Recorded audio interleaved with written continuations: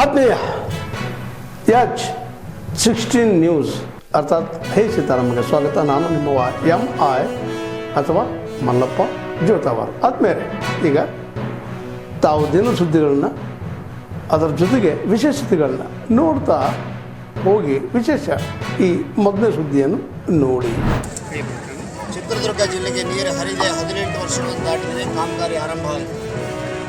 ಆದರೆ 18 ವರ್ಷ ಆದರೂ ಕೂಡ ಈ 18 ವರ್ಷ ಅವಧಿಯಲ್ಲಿ ಎಲ್ಲ ರಾಜಕೀಯ ಪಕ್ಷಗಳು ಕೂಡ ಈ ಜಿಲ್ಲೆಯಲ್ಲಿ ನೀರಾವರಿಯನ್ನು ಮಾಡಬೇಕಾಗಿದ್ದು ಇದುವರೆಗೂ ಮಾಡಿಲ್ಲ.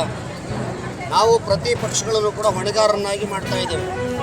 ಇವತ್ತು ನಮಗೆ ತಿಳಿದು ಬಂದಿದೆ, ಇದೇ ಚಿತ್ರದುರ್ಗದಲ್ಲಿ ಆರ್ ಅಶೋಕ್ ಅವರು ಇದು ರಾಜಕೀಯ ಪ್ರೇರಿತ, BJPಗೂ ಅಥವಾ ಕೇಂದ್ರ ಸರ್ಕಾರಕ್ಕೂ ಈ ಭದ್ರಾ ಮೇಲ್ದಂಡೆ ರೈತರ ಹೋರಾಟಕ್ಕೂ ಸಂಬಂಧ ಇಲ್ಲ ಅಂತ ನಾವು ಒಳ್ಳೆ ಭಾಷೆಯಲ್ಲಿ ಅಶೋಕ್ ಅವರಿಗೆ ಹೇಳೋಕ್ಕಾಗೋದಿಲ್ಲ.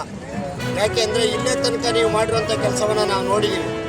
ಯಾಕೆ ಮೋದಿಯವರು ಚಿತ್ರದುರ್ಗಕ್ಕೆ ಬಂದು ಈ ಭಾಗದ ಜನರ ಮತವನ್ನು ಕದೀಲಿಕ್ಕೋಸ್ಕರ ಸುಳ್ಳು ಹೇಳಿ ಹೋದರು. 5300 ಕೋಟಿ ರೂಪಾಯಿ ನಾವು ಕೇಳಿದ್ವಿ, ಈ ಜಿಲ್ಲೆ ಜನ ಕೇಳಿದ್ವಾ?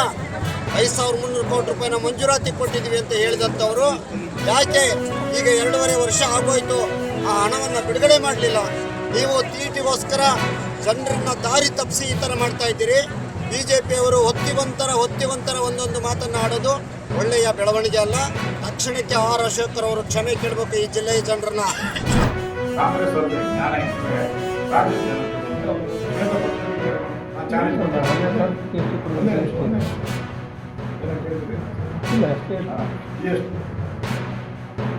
ಅವರಿಗೆ ಮಾನ ಮರ್ಯಾದೆ ಇದ್ದರೆ ಪತ್ರಿಕೆ ರಾಜ್ಯದಲ್ಲಿ ವೈಟ್ ಪೇಪರ್ ಹಿಂದೆ ಮನಮೋಹನ್ ಸಿಂಗ್ ಇದ್ರು, ಪುಣ್ಯಾತ್ಮ ಅಂತ ಅವರು ಹೇಳಿದ್ರು. ಅವರ 10 ವರ್ಷದಲ್ಲಿ ಕರ್ನಾಟಕಕ್ಕೆ ಎಷ್ಟು ಹಣ ಬಂದಿದೆ? ನರೇಂದ್ರ ಮೋದಿಗಳು 10 ವರ್ಷದಲ್ಲಿ 1 ವರ್ಷ ಬೇಡ 10 ವರ್ಷಕ್ಕೆ ಎಷ್ಟು ಹಣ ಬಂದಿದೆ? 1:4 ಬಂದಿದ್ರೆ ಒಪ್ಪಡಿ. GST ಬಿಟ್ಕೊಡಿ. ರೈಲ್ವೆ ಎಷ್ಟು ಬಂದಿದೆ ನಿಮಗೆ ದುಡ್ಡು ಲೆಕ್ಕ ಕೊಡಿ. ರೋಡ್ ಟ್ರಾನ್ಸ್ಪೋರ್ಟ್ ಅಲ್ಲಿ ಎಷ್ಟು ದುಡ್ಡು ಬಂದಿದೆ ಲೆಕ್ಕ ಕೊಡಿ. ಏನ್ ಕೊಡೋದು? ಜಲಜೀವನ್ ಇಂಥ ಸ್ಕೀಮ್ ಇದು. ಜಲಜೀವನ್ ಅನ್ನೋ ಸ್ಕೀಮ್ ಇಲ್ಲ. ಎಷ್ಟು ದುಡ್ಡು ಬಂದಿದೆ? ರೈತರಿಗೆ 6,000 ಪ್ರತಿ ವರ್ಷ ದುಡ್ಡಾಗ್ತಾರೆ. ಎಷ್ಟು ದುಡ್ಡು ಬಂದಿದೆ ಕರ್ನಾಟಕಕ್ಕೆ? ಕೃಷಿ ಇಲಾಖೆಯಲ್ಲಿ ಎಷ್ಟು ದುಡ್ಡು ಬಂದಿದೆ ಲೆಕ್ಕ ಕೊಡಿ. ಇಂಥ ಕಾಂಗ್ರೆಸ್ ಇದ್ದಾಗ 10 ವರ್ಷ ಏನ್ ಬಂದಿತ್ತು ಕರ್ನಾಟಕಕ್ಕೆ ಎಲ್ಲ ಇಲಾಖೆಗಳಿಂದ? ಈಗ BJP ಸರ್ಕಾರ ನಾವು ಒಪ್ಕೊಂಡಿದ್ದೀವಿ. ಕಡಿಮೆ ಆಗಿದ್ರೆ ನಾವೇ ಕ್ಷಮಾಪಣೆ ಕೇಳ್ತೀವಿ. ಇಲ್ಲ ಅಂದ್ರೆ ಸಿದ್ದರಾಮಯ್ಯ ರಾಜ್ಯ ಸರ್ಕಾರಕ್ಕೆ 1,000 ದಿನಗಳು ತುಂಬುತ್ತಾ ಇದೆ ಅಂತೇಳಿ ಹಾವೇರಿಯಲ್ಲಿ ಮುಖ್ಯಮಂತ್ರಿ ಸಿದ್ದರಾಮಯ್ಯನವರು ಕಾರ್ಯಕ್ರಮ ಮಾಡ್ತಾ ಇದ್ದಾರೆ. ಯಾವ ಪುರುಷಾರ್ಥಕ್ಕೋಸ್ಕರ ಮಾಡ್ತಾ ಇದ್ದಾರೆ? ರಾಜ್ಯದಲ್ಲಿ ಯಾರು ಮುಖ್ಯಮಂತ್ರಿ ಅಂತ ಯಾರಿಗೂ ಗೊತ್ತಿಲ್ಲ. ಮುಖ್ಯಮಂತ್ರಿ ಯಾರು ಅಂತ ಕೇಳಿದ್ರೆ ಮಾಧ್ಯಮದವರಿಗೆಲ್ಲ ಯಾರು ಏಜೆಂಟು ಅಂತ ಪತ್ರಿಕೆಯವರೆಲ್ಲ ಅವ್ರ ಮೇಲೆ ರೇಗುವಂಥದ್ದು ಎಲ್ಲ ಮಾಡ್ತಾ ಇದ್ದಾರೆ. ಒಂಥರ ಫ್ರಸ್ಟ್ರೇಷನ್ ಆಗಿದೆ ಅವರು. ಅಲ್ಲಿ DK ಶಿವಕುಮಾರ್ ನಾನೇನು ದೆಹಲಿಯಲ್ಲಿ ಹೋಗಿ ಗಾಳಿ ಕುಡಿಯಕ್ಕೆ ಹೋಗಿದ್ದ, ರಾಜಕೀಯ ಮಾಡೋಕ್ಕೆ ಬಂದಿರೋ ಮಾದೇವಪ್ಪ 5 ವರ್ಷ ಸಿದ್ದರಾಮಯ್ಯನವರೇ. ಅಂದರೆ ಯಾವ ಸಾಧನೆಗೋಸ್ಕರ ನೀವು 1000 ದಿನಗಳನ್ನು ಕಂಪ್ಲೀಟ್ ಮಾಡೋದು? ಕರಾಳ ದಿನಗಳು 1000 ದಿನಗಳೇನಿದೆ, ಕರಾಳ ದಿನಗಳು. ಒಂದು ಕಡೆ ರೇಷನ್ ಕಾರ್ಡನ್ನು ರದ್ದು ಮಾಡಿದ್ದೀರ, ಒಂದು ಕಡೆ ಬಗಲಕುಂಟೆ ಸಾಗುವಳಿ ಜಮೀನನ್ನು ರೈತ ಯಾರಿಗೂ ಕೊಡ್ತಾ ಇಲ್ಲ, ಒಂದು ಕಡೆ ಕಾಂಟ್ರಾಕ್ಟರ್ಗಳು ಆತ್ಮಹತ್ಯೆ ಹಾದಿ ಹಿಡಿದಿದ್ದಾರೆ. ಇದು 80% ಕಮಿಷನ್ ಹೊಡಿತಾ ಇದ್ದಾರೆ. ಬದುಕಕ್ಕೆ ಆಗ್ತಾ ಇಲ್ಲ, ಕೆಲಸ ಮಾಡೋಕ್ಕೂ ಬಿಡ್ತಾ ಇಲ್ಲ, ಮತ್ತು ಬಿಲ್ಲು ನಮಗೆ ಸಿಗ್ತಾ ಇಲ್ಲ.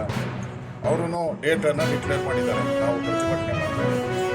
ಮತ್ತು ಅಬ್ಕಾರಿದಂತೂ ಒಂದು 6,000 ಕೋಟಿ ಡೀಲ್ ಮೊನ್ನೆ ಅಧಿವೇಶನದಲ್ಲೂ ನಾವು ಮಾತಾಡಿದ್ದೀವಿ. 6,000 ಕೋಟಿ ರಾಹುಲ್ ಗಾಂಧಿಗೆ ಹೋಯ್ತಾ, ಸಿದ್ದರಾಮಯ್ಯಗೆ ಹೋಯ್ತಾ? ಈ 6,000 ಕೋಟಿನೇ ತಗೊಂಡು ಅಲ್ಲಿ 1000 ದಿನದ ನಿಮ್ಮ ಸಮಾವೇಶನ ಮಾಡ್ತಾ ಇದ್ದೀರಾ.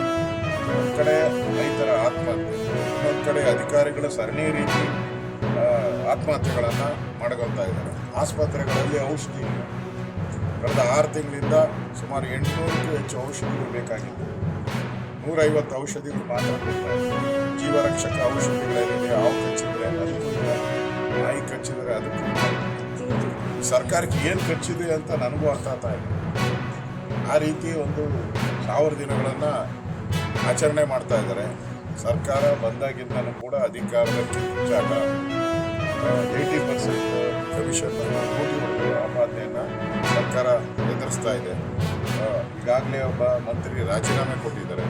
ಇನ್ನೊಬ್ಬ ಮಂತ್ರಿ ರಾಜೀನಾಮೆ ಕೊಡಬೇಕು, ಅಬಕಾರಿ ಮಂತ್ರಿ. ಅದು ಹೋರಾಟವನ್ನು ನಾವು ಮಾಡ್ತಾ ಇದ್ದೀವಿ.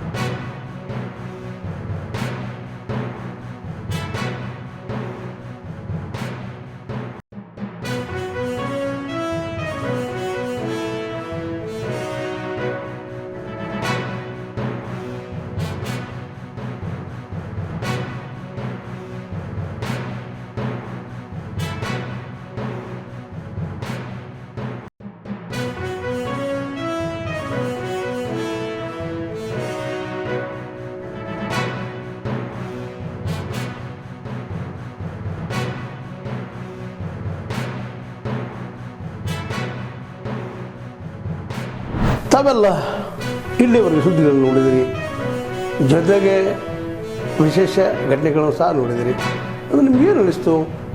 ನಿಮಗೆ ಲೈಕ್ ಮಾಡಿರಿ, ಶೇರ್ ಮಾಡಿರಿ, ಕಾಮೆಂಟ್ ಮಾಡಿರಿ, ಜೊತೆಗೆ ಸಬ್ಸ್ಕ್ರೈಬ್ ನಡೆಸ್ಬೇಡ್ರಿ.